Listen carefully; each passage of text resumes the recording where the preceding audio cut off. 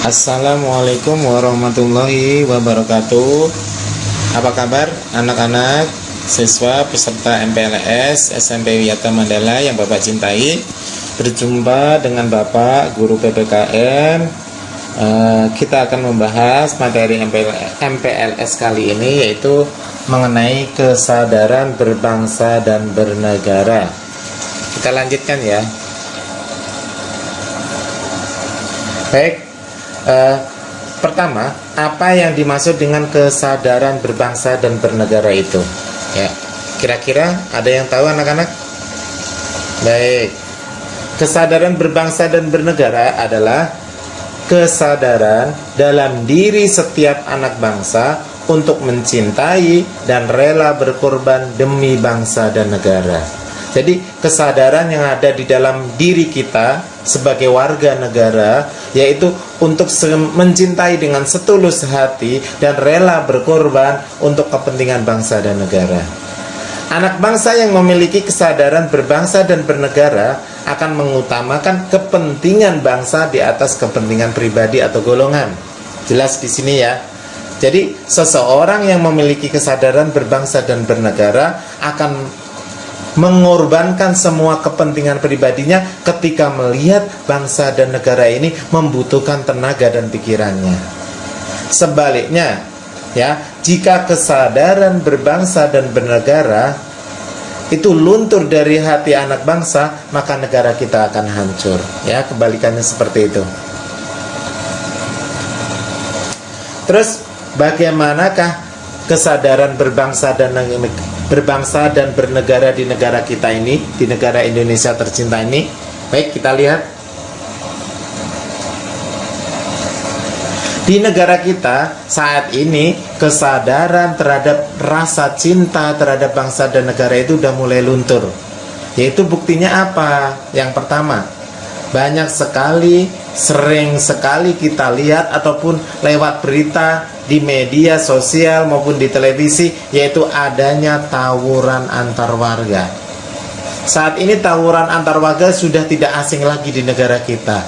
Padahal zaman dahulu kita adalah warga yang saling menghormati, warga yang saling peduli, saling mencintai, karena kita adalah berawal dari negara yang terjajah, berawal dari penderitaan yang kita alami selama ratusan tahun. Kemudian muncul rasa empati, kita saling mencintai, saling ta'awun, saling memberikan apa yang kita miliki untuk orang lain.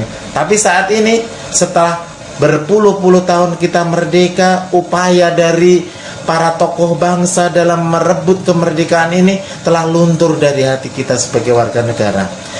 Kita mudah tersulut emosi, kemudian akhirnya terjadilah tawuran antar warga. Kemudian yang kedua, tawuran pelajar sudah tidak asing lagi. Sering sekali anak-anak tersulut emosinya karena diejek sedikit, diledek, diolok-olok, sehingga akhirnya terjadi tawuran pelajar. Kemudian yang ketiga, bukti yang ketiga, yaitu adanya pilkada yang rusuh, pemilihan kepala daerah, ya, di mana-mana rusuh. Karena apa? Jagoannya kalah, kemudian tidak terima, kemudian melakukan kerusuhan-kerusuhan untuk menjatuhkan yang terpilih. Ini kan bukti adanya kesadaran kita terhadap rasa cinta terhadap bangsa ini luntur. Kemudian yang keempat apa? Yaitu menipisnya kesadaran dan kepekaan sosial para pemuda. Jelas ya, sekarang pemuda itu lebih peduli dengan HP-nya, lebih peduli dengan dirinya sendiri. Cuman ketika melihat lingkungan sekitar, rasa sosialnya berkurang. Ketika melihat tetangganya mengalami kesusahan, kesadaran untuk membantu kurang. Ketika melihat adanya korban bencana, tidak segera timbul inisiatif untuk membantunya. Itu ya, menipisnya kesadaran. Karena apa? Jiwa egonya, jiwa ego pribadinya ada di dalam dirinya masing-masing. Kemudian tanggung jawab siapakah ini semua? Ya, ketika rasa cinta terhadap bangsa negara ini luntur, kemudian bagaimanakah, siapa yang akan bertanggung jawab terhadap bangsa dan negara kita ini? Baik, mengenai tanggung jawab terhadap bangsa dan negara ini adalah tanggung jawab kita seluruh warga Indonesia, baik itu warga dimanapun berada, baik status sosialnya apapun juga, baik kita sebagai pelajar, maka kita rasa cinta kita terhadap bangsa dan negara harus tetap ada di dalam kita. Kemudian nilai-nilai bela negara itu apa saja sih yang harus dimiliki oleh setiap warga negara? Yang pertama yaitu adanya cinta tanah air. Rasa cinta tanah air itu harus tumbuh di dalam diri kita sebagai anak bangsa. Sebagai pemuda, anak bangsa, kita harus mencintai bangsa dan negara kita. Kita harus melihat sejarah bangsa ini yang begitu luas, sejarahnya yang begitu panjang dengan beraneka ragam penderitaan, di mana berjatuhan korban rakyat kita dalam rangka membela negara kita. Jangan sampai pengorbanan mereka, pengorbanan para pahlawan kita menjadi sia-sia.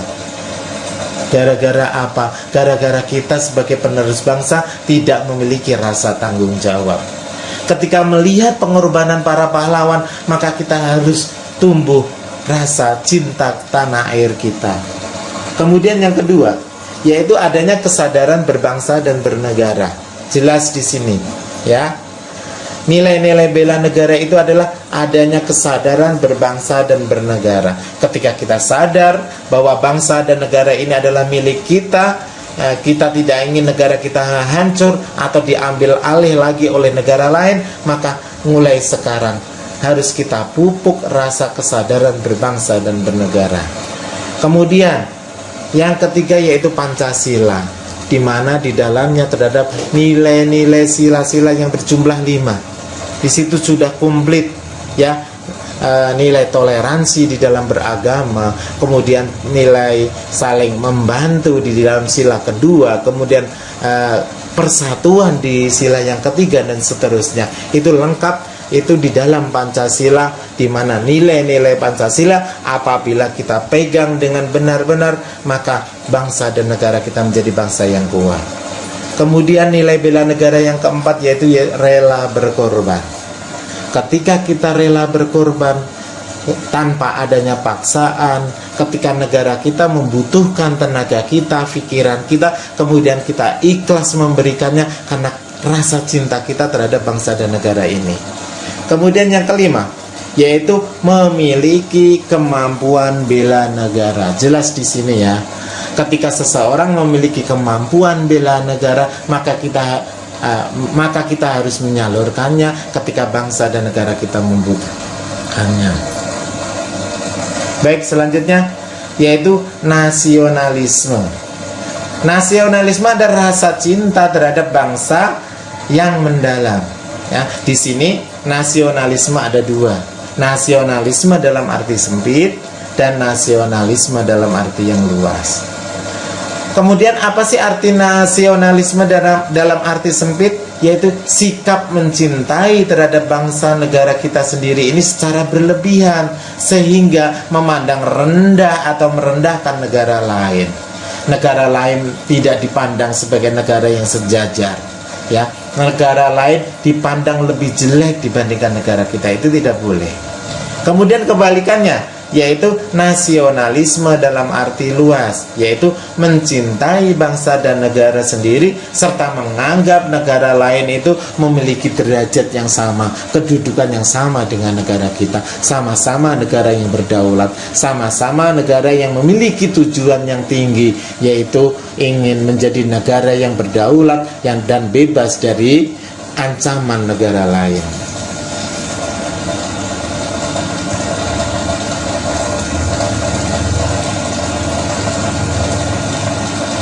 Kemudian ada 3 hal yaitu untuk memupuk rasa nasionalisme.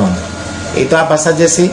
Yang pertama yaitu mengembangkan persamaan di antara suku-suku bangsa penghuni Nusantara. Jadi kita harus kembangkan rasa persamaan. Kita tidak boleh ada rasa suku kita paling baik, itu tidak boleh. Karena semua suku di negara kita sama-sama dilindungi, memiliki kedudukan yang sama. Kemudian selanjutnya, mengembangkan sikap toleransi. Jelas, negara kita adalah negara yang beragam. Maka toleransi itu harus kita utamakan. Sikap saling menghormati, saling menghargai antar anak bangsa dengan berbagai macam perbedaan. Perbedaan suku, agama, kemudian ras, bahasa daerahnya, ya, itu semua harus ada toleransi di dalam diri kita. Kalau tidak, itu akan terjadi perpecahan antar suku yang mengakibatkan pecahnya bangsa dan negara kita. Kemudian selanjutnya, yaitu memiliki rasa senasib dan sepenanggungan. Jelas di sini. Perasaan senasib sepenanggungan, yaitu negara kita memiliki rasa bahwa kita adalah bangsa yang sama-sama dulu merasakan penjajahan, sama-sama merasakan penderitaan, sehingga ketika ada perasaan senasib sepenanggungan akan timbul adanya empati dan simpati kepada tetangga kita, kepada saudara-saudara kita yang jauh, ya. Ketika kita melihat orang lain menderita, kemudian tumbuh di dalam jiwa kita rasa simpati dan ingin membantunya. Itulah yang diharapkan. Kemudian 4 hal yang mampu menghancurkan nasionalisme. Kebalikannya ya. Tadi 3 hal yang mampu memupuk nasionalisme, sekarang adalah 4 hal yang mampu menghancurkan nasionalisme. Yaitu yang pertama, sukuisme. Merasa sukunya paling baik, nggak boleh. Semua suku memiliki hak yang sama, memiliki kedudukan yang sama. Tidak ada suku yang lebih baik dari suku yang lain. Kemudian kaufinisme, yaitu merasa bangsanya lebih baik dari bangsa lain, itu juga tidak boleh. Kemudian ekstremisme, yaitu terlalu mengekang bahwa pendapatnya adalah pendapat yang terbaik dan adanya sikap ingin memaksakan pendapatnya kepada orang lain. Itu juga tidak boleh, ya. Itu disebut ekstremisme, merasa pendapatnya paling baik. Kemudian provisionalisme, yaitu provinsinya merasa provinsinya adalah provinsi yang terbaik. Misalkan kita berasal dari provinsi Jawa Barat, kemudian kita merasa bahwa Jawa Barat adalah provinsi yang terbaik di antara provinsi yang ada di Indonesia. Itu tidak boleh, ya, karena semua provinsi juga sama kedudukannya di dalam negara kita. Itulah materi-materi yang bisa Bapak sampaikan, anak-anak, ya. Kurang lebihnya Bapak mohon maaf, mohon dicermati materinya, kemudian dipegang kuat-kuat di dalam hati kita. Mudah-mudahan Bapak harap anak-anak Wima ini, calon-calon anak Wima ini adalah generasi penerus bangsa yang terbaik, ya. Bapak harap itu, ya. Tumbuhkan rasa nasionalisme di dalam diri kita, tumbuhkan rasa cinta dan terhadap bangsa dan negara Indonesia di dalam hati kita. Mungkin itu saja anak-anak, ya, materi yang bisa Bapak sampaikan. Tolong ditulis di buku tulis hal-hal yang penting dari materi ini. Sekian perintah dari Bapak. Akhirul kalam. Wassalamualaikum warahmatullahi wabarakatuh.